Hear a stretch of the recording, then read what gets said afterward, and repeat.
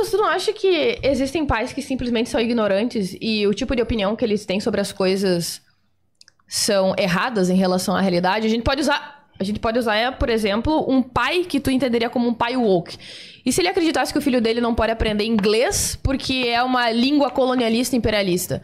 Eu penso que, em alguns casos, os pais devem ter menos autoridade do que o Estado em relação à educação dos filhos, caso isso esteja ferindo os direitos e as necessidades dos seus filhos, como, por exemplo, aprender inglês, ou aprender sobre evolução, caso os pais sejam criacionistas, ou em relação à matemática, algum tipo de percepção de que a racionalidade é eurocêntrica ou patriarcal, algo nesse sentido. Não significa que, porque são pais, eles são detentores da propriedade dos filhos, como se eles fossem donos dos próprios filhos. Se o filho não tiver a idade, sim, os pais são donos dos filhos. Ah, ok. Então eles são comparáveis a animais domésticos. Enquanto eles não tiverem idade para optarem por conta própria, os responsáveis são os pais. Eu prefiro que os pais tenham a responsabilidade primária sobre os filhos do que um burocrata, do que um político.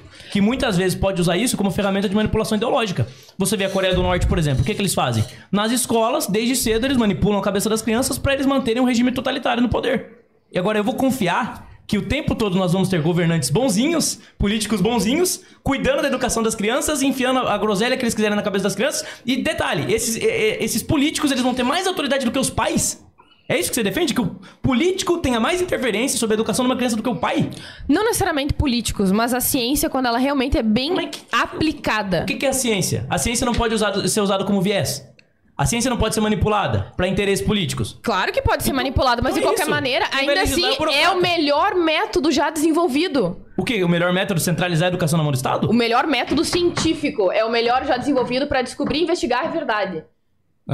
Tá. Como o exemplo que eu mesmo dei, que você concordou em relação à abstinência sexual, você não pode pegar a partir do conhecimento técnico a respeito dos próprios limites. Você não pode querer pegar uma abstração teórica, uma utopia da sua cabeça e querer impor a realidade. A realidade é que se você concentra esse tipo de poder na mão do Estado, não dá certo. Porque o Estado vai abusar desse poder. É o que aconteceu. Em todos os regimes totalitários é sempre assim. O primeiro lugar que eles atacam é a educação. Porque é um lugar para você fabricar em massas militantes ideológicos. Que foi a grande estratégia da extrema esquerda aqui no Brasil também.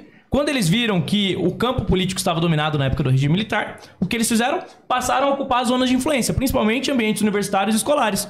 E hoje em dia você tem uma hegemonia em diversos campos da esquerda por conta disso, porque eles ocuparam as zonas de influência. Então, enquanto o Estado tiver essa proeminência, o Estado tiver esse poder de escolarização, de influência na vida das crianças, o Estado vai ter esse poder também de manipulação. Então, o que eu sugiro? Eu acho que nós tínhamos que ter um sistema mais descentralizado, com menos influência estatal, mais plural. Um sistema pode ser baseado em voucher ou em alguma outra alternativa. E acho que enquanto isso não acontece, nós conservadores, pessoas como eu, nós temos que ocupar esse espaço também.